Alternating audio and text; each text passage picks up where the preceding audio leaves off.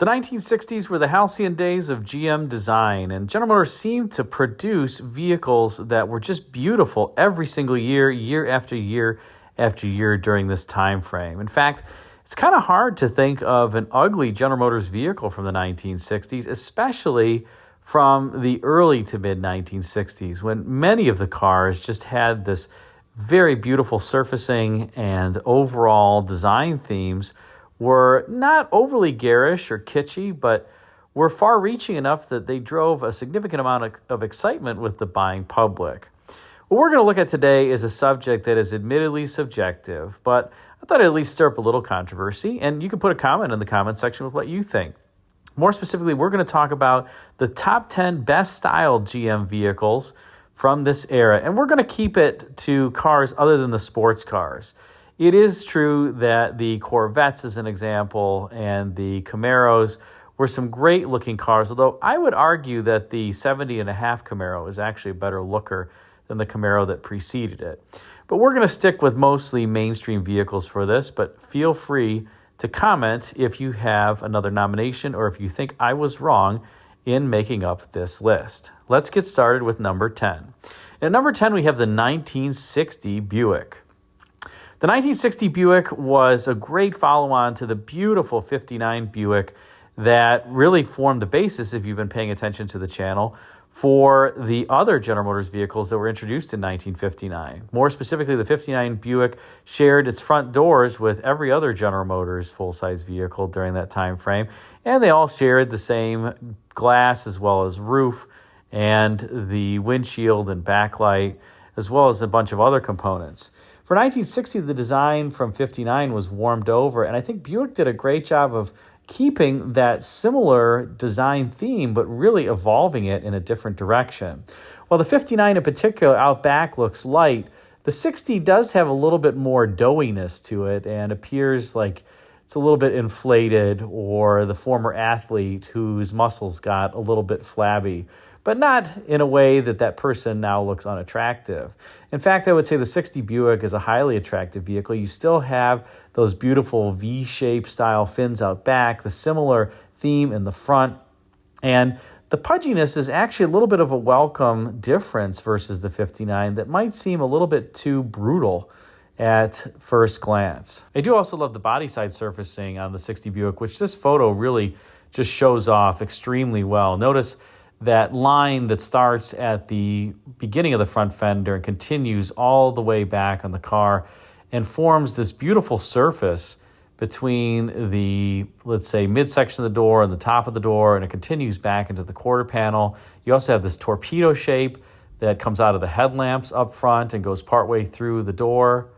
And you've also got some beautiful surfacing created around the wheel opening with a combination of a number of forms coming together in that rear area. I think it's just an absolutely gorgeous design. And the cars were good cars. They also had interesting interiors and innovative interiors. 1960 was the first year that you got the reflecting speedometer in your Buick, something that would continue on into 1961. And you're not really looking at the speedometer, you're looking at a mirror that you can adjust. And the speedometer is down in the center console. It's being reflected. It's obviously printed in reverse, but it's being reflected at your eye level so that you can see the speedometer. So some cool features in the 60 Buick, and of course you get the excellent Nailhead V8 during this time frame too. So great cars overall. And at number 9, we have the 1965 full-size Chevrolets. The 1965 Chevrolets were all new, and the styling changed significantly versus the 1964 model year, and even, let's just call it, previous years of the full-size Chevrolets. And that was for a number of reasons. Obviously, this was an all-new car, as I mentioned, but Chevrolet had an all-new chief designer as well. Irv Ribicki took over for Claire McKeegan during this time frame, who had been the chief designer for Chevrolet through the 1964 model year cars. And Irv Ribicki wanted the Chevrolets for 1965 to look more upscale, to have the designers actually forget about Chevrolet and think Buick, think Oldsmobile, think Cadillac when they were designing the car. And hence, you have this beautiful vehicle that has a lot of upscale cues to it, like the grille having this kind of delicate egg crate texture to it, the bumper having this very thin overall look, some plan view to the front of it. In other words, you've got this V shape from above. And I think just beautiful detailing on the 65 Chevrolet. If you contrast it with the 64 Chevrolet that you see here, it's almost like the 64 ran into a brick wall. And, it's not a bad looking car, but it doesn't quite have the upscale look that the 65 has. The 65 also has this beautiful feature line that almost runs around the entire vehicle, at least the visible portion that you can see here, all the way from the back, past the door, past the fender, around the hood, and down the other side, that gives the car some overall tension and I think a little bit of, some flair versus the 1964 model year where the body side is more plain as well. And of course the rear with the tri-tail lamp theme on the Impala here and the fastback roof, it's hard to beat overall from a styling perspective. So the 65 Chevrolets gave you not only good value but great style, and I think they're one of the great General Motors designs of the 1960s. Let's move on to number 8. And at number 8, we have the 1965 Cadillacs. Now, similar to the 1965 Chevrolet, the 65 Cadillacs were also all new, but beyond the underpinnings, there really was a significant change in the styling direction for the 65 Cadillacs. Clearly up front, Cadillac went from the quad horizontally ranged headlamps to the stacked headlamps for the first model year. But beyond that, take a look at the simple, extremely simple body side sections and surfacing on the 1965 Cadillac and contrast it with the relatively complex surfacing of Cadillacs from just a few years prior, like the 61 and 62. By 64, they're already starting to tone it down a little bit. But Cadillac took the 65 in an entirely new direction, largely because a competitor took an entirely new styling direction when it introduced a new car a few years prior. That was the 1961 Continental. Now, once the 1961 Continental was introduced, General Motors styling responded by not only introducing this Cadillac in 1965 with let's call it very simplistic forms, beautiful forms, but another division introduced a response-style vehicle as well to that 63 Continental, and that was the 63 Grand Prix. And while you may not see it at first, take a look at the side profile of the 65 Cadillac, and you can see that very linear theme there, that flat belt line, almost an unbroken line from the front of the car, certainly back to the leading edge of the C-pillar.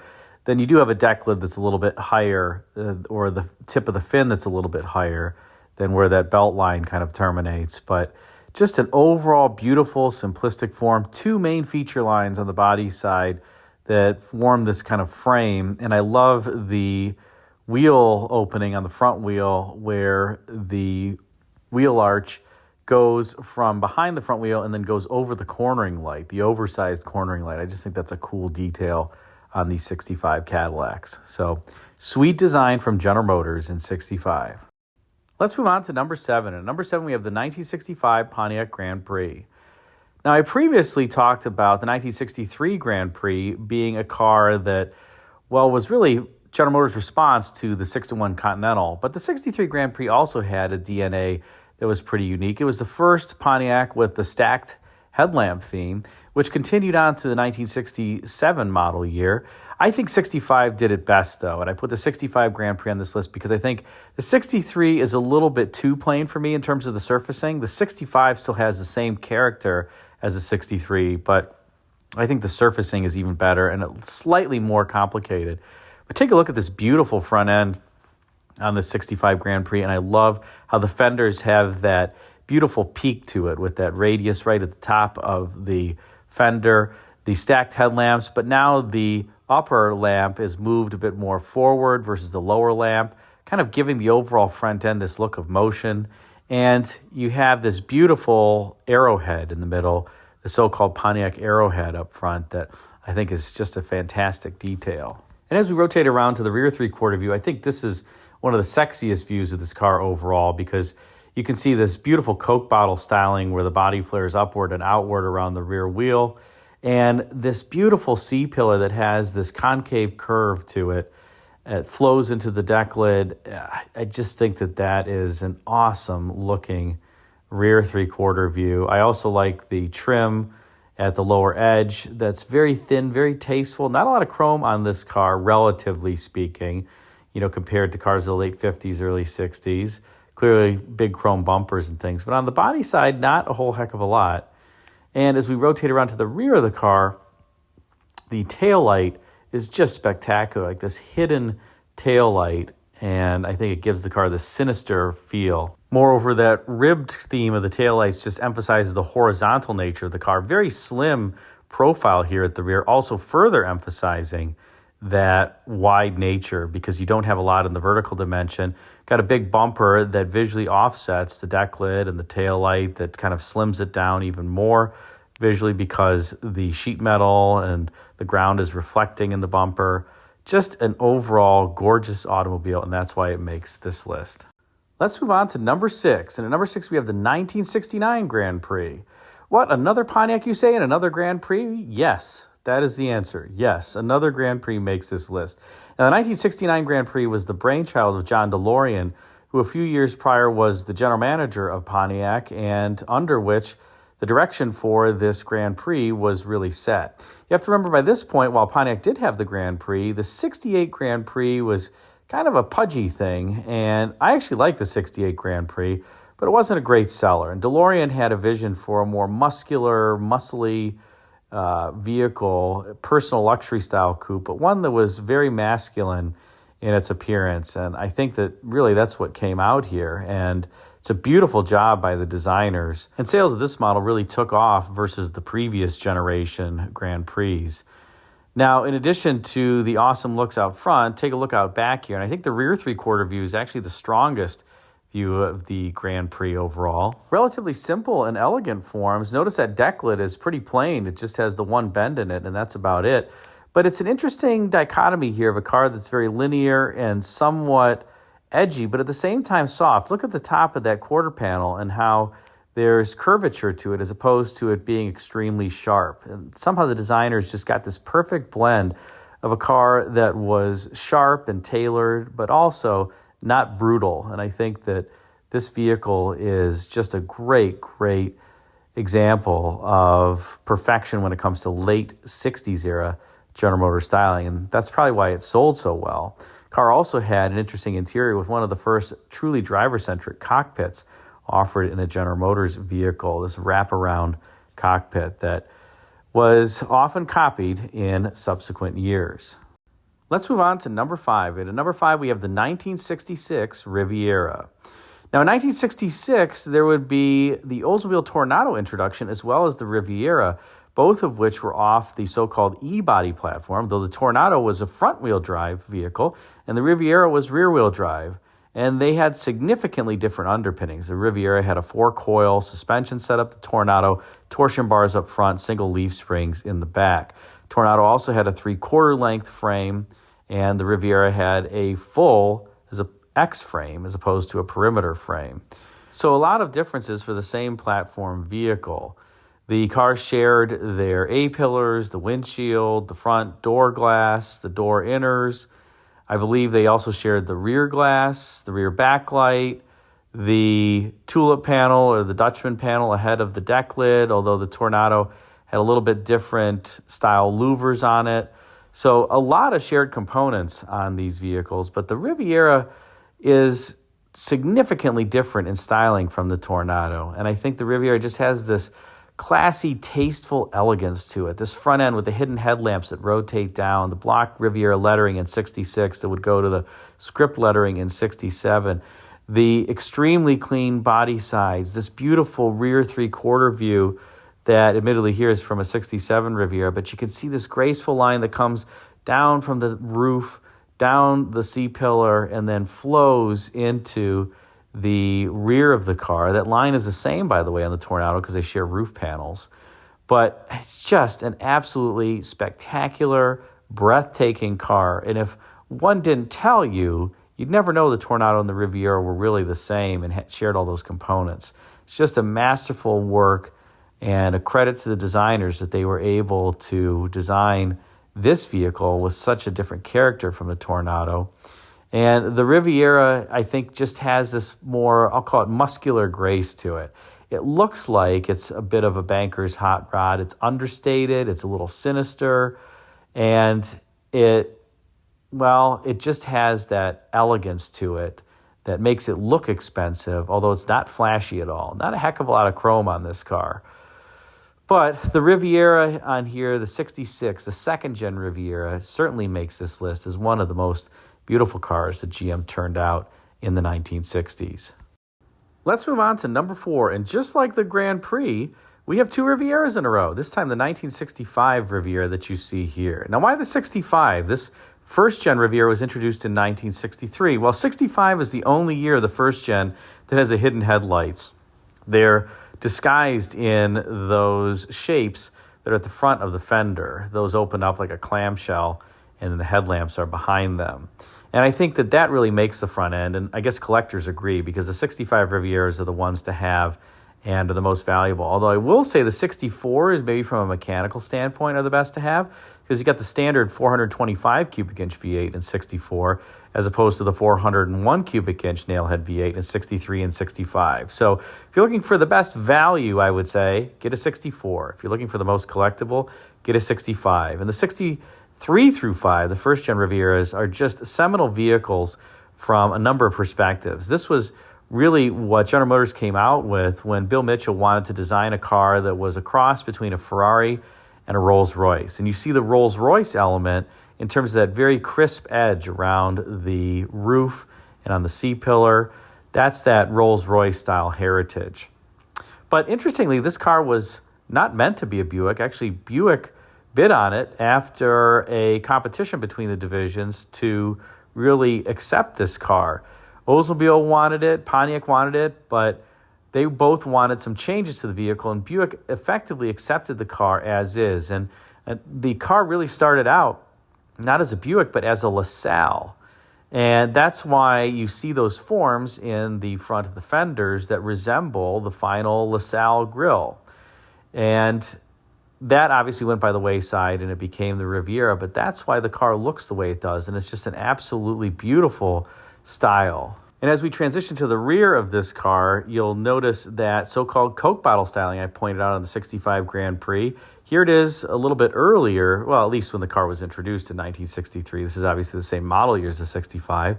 But you have that area kind of flaring upward and outward around the rear wheel. And in 65, they would redesign the taillights to be inset in the bumper. I think it's overall just a very handsome design, especially given that you have the hidden headlights in this particular model year. This was the final year for the first-gen Riviera before the 66 would come out that we just talked about. And this particular model is a Grand Sport. I mean, these things have gone to the stratosphere now. If you want a super nice one, you're probably paying $80,000 to $100,000 in today's marketplace. I should have bought one back when they were relatively cheap. But I actually always preferred the second-gen Riviera to the first-gen. Put a comment in the comment section with which one you prefer. I think most people prefer, and probably the most, I would say, influential one is really the first generation. But for me, the second generation is the one that I craved, but I'm going to put the first generation ahead of the second on this list. And at number 3, we have the 1966 Oldsmobile Toronado. Now, the Toronado was the first full-size front-wheel drive vehicle from General Motors. It wasn't the first full-size front-wheel drive vehicle that was produced in the U.S. or abroad. Citroën had front-wheel drive cars much before this. Cord did as well in the U.S. But it certainly was the most, let's call it one of the most dramatic. And it actually took some of the hints from a styling perspective from that Cord 810 as an example, including the wheel design and even some of that very linear grille up front. But the Toronado in 1966 looked unlike anything else that was on the road, especially with these very thin vertical bladed fenders that were going to slice through the wind or a pedestrian, I guess. And this barbell theme up front where the center section of the car was narrower than the outer portions. It kind of flared out like a barbell on either side. And of course, the signature element of the Toronado were those wheel arches where the wheel arch is just enormous. And then you have a line that starts before the wheel arch. The front wheel arch goes over the wheel, goes all the way back in the car, and then over the rear wheel. It's just a beautiful look that's often imitated, but this car still remains one of the most beautiful vehicles that are ever produced, period. And out back, you have an equally gorgeous rear with this line that goes from the roof all the way down to the end of the vehicle. Now, the roof panel was shared, like I said, with the 66 Riviera, so that's the same line on the roof, but then the Toronado takes it in a different direction, and the rear quarter is completely different. The Riviera doesn't have these big wheel arches like the Toronado does, nor does it have this chopped off back end. Now, if you want to learn more about the design of the Toronado, check my channel for an interview with Dick Rusin, who was one of the designers on the Toronado. And we're going to have more features with Dick. He's also writing a book on the Toronado. I will keep you posted when that comes out because we want to showcase that on this channel. But until that point, you can admire the pictures of this autumn bronze 66 Toronado that has the optional chrome wheels. Now, the 66 and 67 were similar, but the 66 is, I think, the one that you want to have. The 67, they changed the tail light theme and the grille up front to this egg crate texture, got rid of the eyebrows above the headlamps. Not quite the same, not quite as dramatic. The 66 is just a gorgeous automobile, whether that's back in 1966 or today. Now we move on to number 2, and at number 2 we have the 1960 Cadillac. Now, 1959 was the supreme development of the fin over at Cadillac, and Cadillac put these huge fins on their car in 1959 because they did not want to be outfinned by Chrysler that introduced the forward look cars in 1957. And the 59 Cadillac was really a study in excess, just excess styling, excess flair, excess visual drama. And the 60, as you can see here, I think is just a beautiful car. It's more restrained than the 59. The fin and that rear quarter panel just has this beautiful sculpture to it. It's not overdone. It's not underdone. It's just right to give the person who's looking at it or a passerby the sense that they should really shift their gaze to this vehicle, but not something that just dramatically shifts it and forces them to look at it because it's so garish.